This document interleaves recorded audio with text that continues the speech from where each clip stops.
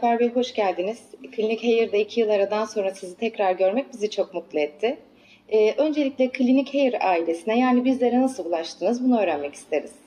Aslına bakarsanız tabii biraz komik olacak ama ben değil sizler bana ulaşmış oldunuz. 2 yıl önce gerçekleştirdiğimiz bir denetim sırasında Cansu Hanım beni odasına çağırarak simanız çok güzel, size kesinlikle saç ekmeliyim diye başlayan bir serüven bu aslına bakarsanız. Tabii kolay olmadı benim için. Hiç kafamda yoktu böyle bir durum. Eski halime birçok kişi alışıktı. Ben de alışıktım. Rahat bir şekilde yaşantımı da devam ettiriyordum. Ama sonrasında gerçekleşenler, yaşananlar tamamıyla benim için çok büyük bir tecrübe ve çok keyifli anlardı. Şu anki halim tabii ki eski halime göre çok çok daha iyi gözüküyor. Dışarıdan Kesinlikle aldığım öyle. tepkiler de bu yönde. İyi ki saç ektirmişim diyorum. Kesinlikle öyle. Şunu sormak isterim. Herkesin en büyük tedirginliği bu. Ekim öncesi aklınızdaki en büyük soru neydi? Sizi tedirgin eden, acaba şu mu bu mu dedirten en büyük tedirginliğiniz neydi? Bu tabii kolay bir süreç değil birçok insan için. Aslına bakarsanız dediğim gibi benim kafamda böyle bir düşünce olmadığı için çok da araştırmadım. Birçok insan bu konuda bence fazlasıyla pimpirikli davranıyor. Çok ince eleyip sık dokuyor. Tabii ki önemli bir şey. Biraz dikkat edilmesi gereken, belki de araştırılması gereken bir süreç ama güvendiğiniz birilerine kendinizi teslim edebiliyorsanız bence sonrasında herhangi bir sıkıntı yaşamadan süreç devam edebiliyor. Asıl sormak istediğiniz sorunun cevabını verecek olursam da öncesinde çok fazla bir araştırma yapmadım. Başıma neler geleceğini çok fazla incelemedim. Ekibe güvendim. Onlar da sağ olsun herhangi bir şekilde süreci aksatacak ya da sıkıntı yaratacak bir durumla karşılaşmamı sağlamadılar. Çok profesyonel bir şekilde süreci yönettiler. Çok can sıkıcı bir durum yaşanmadı açıkçası. Buradaki en önemli unsur güven o zaman. Evet. O şekilde diyoruz. Bir diğer sorum da şu olacak. Ekim öncesi haliniz ve Ekim sonrası haliniz. Tabii ki sizin çevreniz, eş dost, öncesi halinizi biliyor. Sonraki tepkiler nasıl oldu? Size yaklaşımlar nasıl oldu? Ekim olduğunu anladılar mı, anlamadılar mı? Nasıl tepkilerle karşılaştınız? Bu tabii önemli bir konu aslına bakarsanız. Yaklaşık 35-36 sene belli bir süreçten sonra tabii son 5-6 yılı saçlarım dökülmüştü. Artık kanıksıyorsunuz.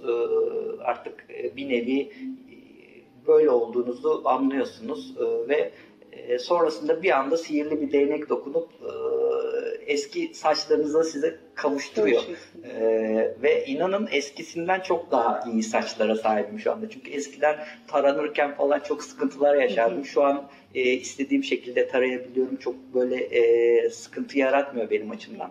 Ama baktığınız zaman tabii ki bu değişikliği yaşamak aile tarafında pek kolay olmuyor. Çünkü yıllarca sizi öyle görmüşler. Sonra bir anda saçlarla karşısına çıkıyorsunuz. Çok olumlu geri dönüşler aldım. Çevremde de, arkadaş çevremde de, iş yaşantımda da.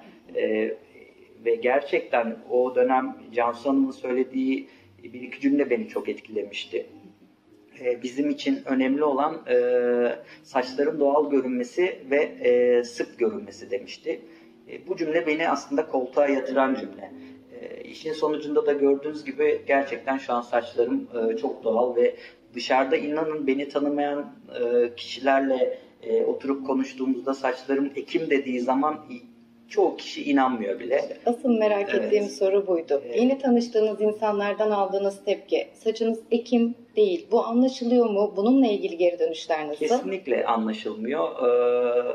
O da beni mutlu eden noktalardan bir tanesi aslında.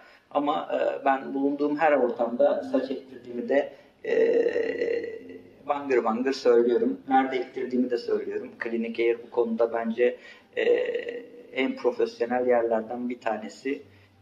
O yüzden bu noktada kafasında soru işareti olan kişilerin kesinlikle öncesinde Cansu Hanım'la bir kere görüşmesini her zaman öneriyorum.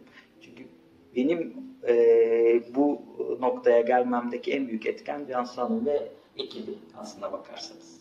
Teşekkür ederiz. Rica ederim. Alper Bey, son olarak sormak istediğim bir sorum daha var. Ekim süreci zorlu bir süreç mi? Bu süreçte neler yaşadınız? Ve ekim yaptırmayı düşünenlere tavsiyeniz neler olur? Öncelikle ekim yaptırmayı düşünenlere ilk tavsiyem mutlaka Cansu Hanım'la bir görüşme yapmaları. Kesinlikle. Arkasından bu tabii ki belli bir zaman alan bir süreç. Mutlaka bir haftalık bir zaman aralığını bu iş için ayırmalarını öneriyorum. Çünkü Ekim sonrasında 2-3 günlük bir istirahat mutlaka gerekiyor. O yüzden bir haftalık bir süreç gerekecektir.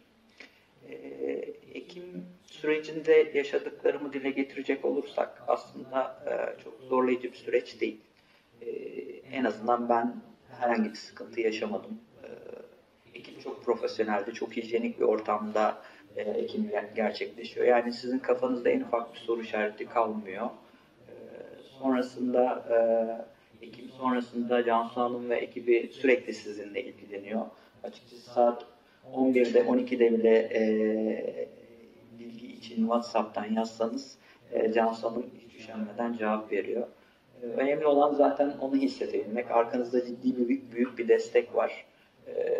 Güvenilir ellerde olduğunuzu hissettiriyorlar size. Herhangi bir sıkıntılı süreç yaşamadığım için çok mutluyum. Çevremde birçok kişiye önerdim klinik yeri. Yani dayım, kuzenim, en az 5-6 arkadaşım gelip burada ekim yaptırdılar. Ve her seferinde iyi ki klinik yeri öneriyorum diyorum. Çünkü herkes çok mutlu oluyor sonrasında. Saç önemli bir şey çünkü erkekler için. Keyifle burada ekim yaptırabilirler ve sonuçları da her zaman iyi olacaktır. Ben onlara güveniyorum. Çok teşekkür ediyoruz Rica Alper ederim. Bey. Sizi görmekten çok mutlu olduk. Her Bizimle zaman. duygularınızı paylaştığınız için tekrar teşekkür ederiz. Rica ederim. Sağ olun.